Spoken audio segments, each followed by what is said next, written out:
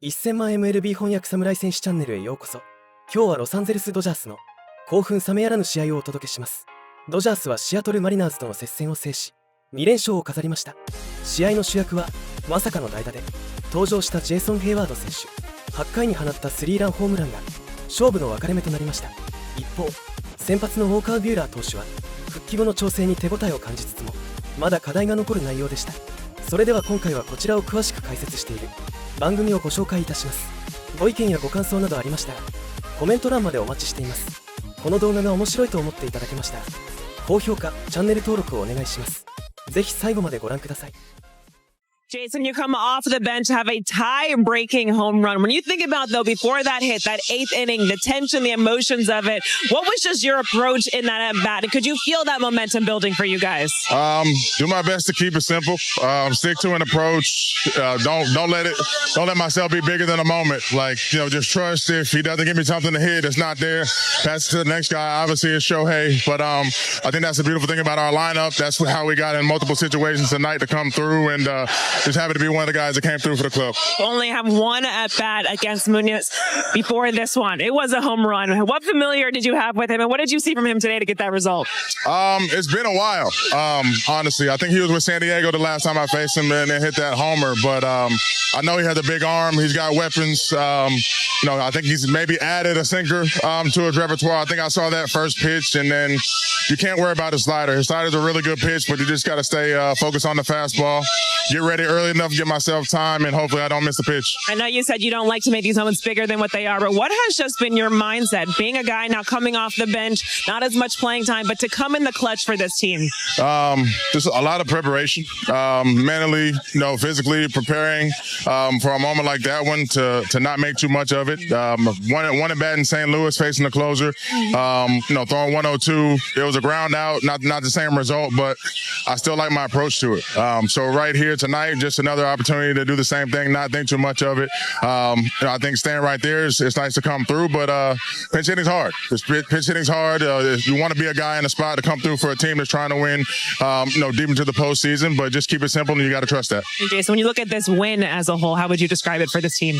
Awesome win. It's that time of year. You talk about, the drama being dramatic, but we're playing a really good team over there in Seattle, obviously. I feel like we got to have a little showdown against them in Seattle last year at the end of the year. So it's nice to come through big in front of our home crowd, obviously. And, we're playing a tight race. We're playing against teams who are playing good baseball, and we got some good teams right behind us in the division. So it's nice to get that win tonight. It was a big one. Congratulations on this win tonight, Jason. I appreciate it. Jason Hayward talking about the difficulty of pinch hitting coming off the bench. You haven't played the whole game. This year, though, he is 4 for 8 as a pinch hitter with a couple home runs. Another thing that struck me, Jerry, something you were speaking about, having a professional guy like that on your bench.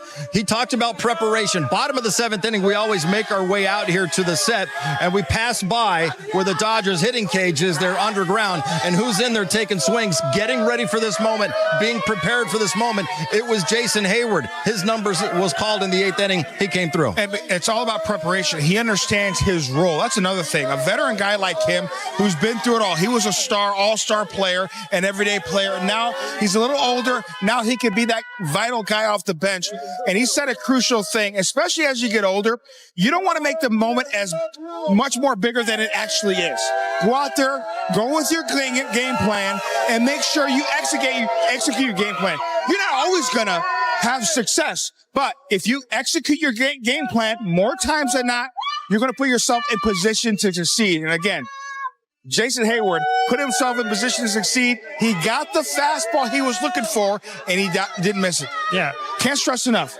So important to have veteran guys that have been there before who could give you that timely at bat. 100%. Baseball is a game of execution, and we talk about executing your pitches as a pitcher, executing your game plan as a hitter. Listen, Jason Hayward talked about that at bat to a T. He said he showed me a splitter that I haven't seen before. That was on the first pitch. You don't want to think about his slider because it's good. You want to be ready for the fastball, especially as a pinch hitter. He wanted to go up there, be ready for the fastball. He knew if he got a fastball, it was going going to be in the top of the zone. So he had to be ready. He had to put his foot down early and give his hands a chance to get on top of that baseball. He did exactly what he planned. He went out there, he executed, and the result was there. It's not going to be there all the time, but if you do it over and over and over, the result will come eventually. It definitely came today. It certainly did. Dodgers have taken the first 2 from the Mariners. Let's get right to this. Was an easy one. Adrian Carl's Jr. moment of the game. Jason Hayward off the bench with a 3-run pinch hit homer.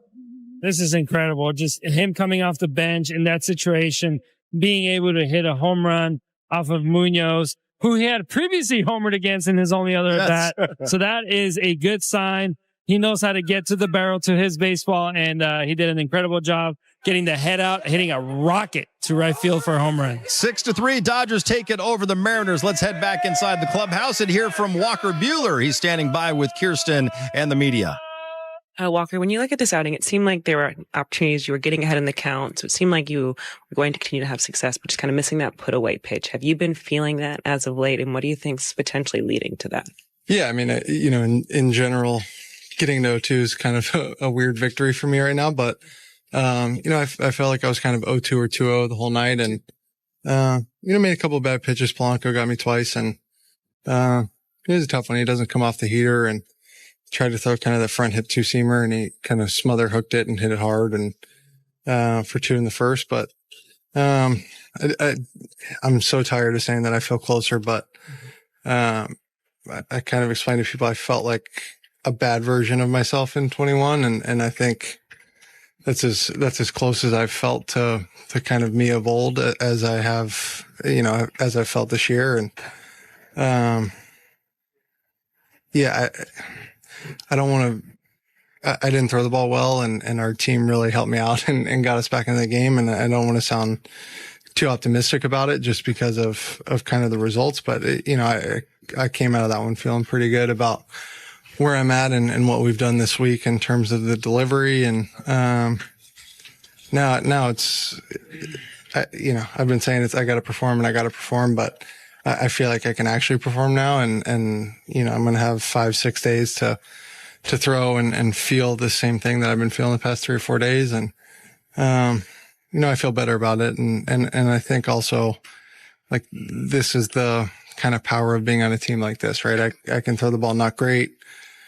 We get their guy out of there quickly and kind of chip away at it and then explode. And we got guys off the bench that are veteran players and really prepared. And Jay hits a big homer and wins us the game. So, it sucks. It's hard to say, like, keep sticking with me, but I feel a lot better about it. And obviously it's nice not to lose every game that I start. Well, Adrian, we heard Walker saying he's tired of saying that he feels like he's getting closer, but he also said something there that I thought was interesting, where it sounds like he's building confidence from this one tonight, where he said, I feel like now I can perform at this level. And to me, that sounds important. Yeah, 100%. I mean, we talk about just pitch execution, believing in being convicted with the pitch that you're throwing. When he goes out there and he believes and he knows that he can get people out, and that's more of a mental thing to think about. But when he really believes, then he can really go out there and just focus on executing pitches. Listen, his fastball's still 93 to 95. He's got a really good breaking pitch at 78. So he's got the ability to change speeds. Now it's all about executing. We're looking at the base hit he's just giving up right now. That was a middle pitch, right? We see some of the balls that they're just running way off. If he can focus on flirting with the edges with his fastball, where it's running off, looks like a strike and then runs off, then he can use a curveball, he can use the cutter, slider, and the changeup, and be able to mix that. A lot of pitchers have made a really long living out of doing that and making the hitters get themselves out. So you don't always have to look to throw the fastball by them at the top of the zone. You don't always have to fool them. You can just make him hit weak ground balls, weak fly balls, by making it look like a strike and then running just barely off or staying in the corner. He's got the ability to get big league hitters out. If he can convince himself that his stuff is good enough, if executed, he'll be just fine. The stuff was better today. No question about it. Now, Polanco got him today twice. In that first inning, he wanted to throw that front hip fastball. He had great movement. The problem is it moved too much in the middle of the plate. Now, if it starts more at his hip and it stays in off the plate, I think he jams him. or gets a swing and miss. But that leaked middle of the plate. Hopefully he corrects that. And then another time, Polanco, great approach, rocket the other way. Without question, this was a better outing for Walker Buehler. Hopefully he could build on it. But again, Gonzo's right. If he stays out of the middle of the plate, he can have success. He knows that. I think it has a lot to do with his delivery. Hopefully he finds this delivery and can build on it. So next outing, he gives us 5-6 strong innings and he can go from there. Walker Buehler, if he says he's close, I believe him. And he mentioned the bullpen certainly helped out. He kept the Seattle Mariners at 3 runs the rest of the game. And then the offense woke up and they put up 6 runs to win this one 6-3. Still second Tommy John surgery. There was a lot of talk even going back to spring training about Walker Buehler entering into a contract year. And he was asked about that a short time ago inside the clubhouse. Has it crossed your mind at all, given your contractual situation, right? You'll be a free I don't agent. care about my contract. But I mean, I guess just the fact that this could be. There's just not a whole lot to talk about it, man. Like, I have a 6 ERA. Like, I'm trying to figure out how to get people out in the major leagues. Like, free agencies we're talking about when you have a 2.5 and you're rolling through the league. I really don't care. And to be honest with you, I've played here my whole career. I love playing here. We've won a World Series here. That's all I give a shit about. Right. Thank you, guys. It's a very honest assessment, Jerry, right there by Walker Buehler. He's got a 6 ERA this year, but yeah, he's coming back from a second Tommy John surgery. The season hasn't gone the way he would like, but what did you think about what he had to say there? Well, the one thing we know, Walker Buehler, he's going to be honest. I mean, he was exactly right. All he cares about right now is making sure he goes out there and gets big league hitters out. Listen, I don't care who you are. Even if you're dealing, you want to make sure you focus on the task at hand. Free agency will take care of itself, whether you're having a great year, a good year, or a year that you're trying to find yourself. He ain't worried about that right now. All he cares about is getting himself right and helping this team win ball games. Yeah, I mean, he's absolutely right. It's about getting big league hitters out, having good starts, giving your team a chance to win.